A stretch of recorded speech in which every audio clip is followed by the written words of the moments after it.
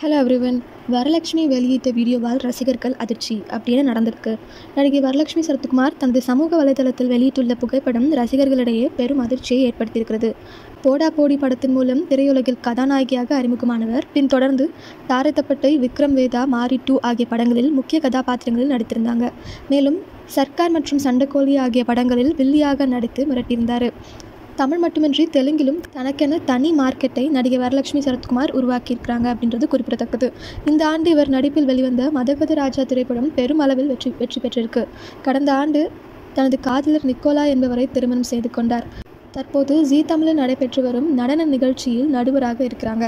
இந்த நிலையில் கையல் கட்டுடன் நடிகை வரலட்சுமி சரத்குமார் தனது இன்ஸ்டாகிராம் ஸ்டோரி பக்கத்தில் வீடியோ வெளியிட்டிருக்கிறாரு. இந்த வீடியோவை பார்த்த ரசிகர்கள் அதிர்ச்சி அடைந்துள்ளனர்.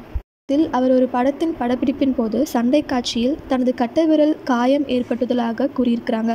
மேலும் குணமடைந்தவுடன் விரைவில் படப்பிடிப்பில் இணைந்து விடுவேன் என்று வரலட்சுமி தெரிவித்திருக்காங்க. இந்த வீடியோ பற்றி நீங்கள் நினைக்கிறீங்க அப்படின்றத கமெண்ட்டில் சொல்லுங்கள்.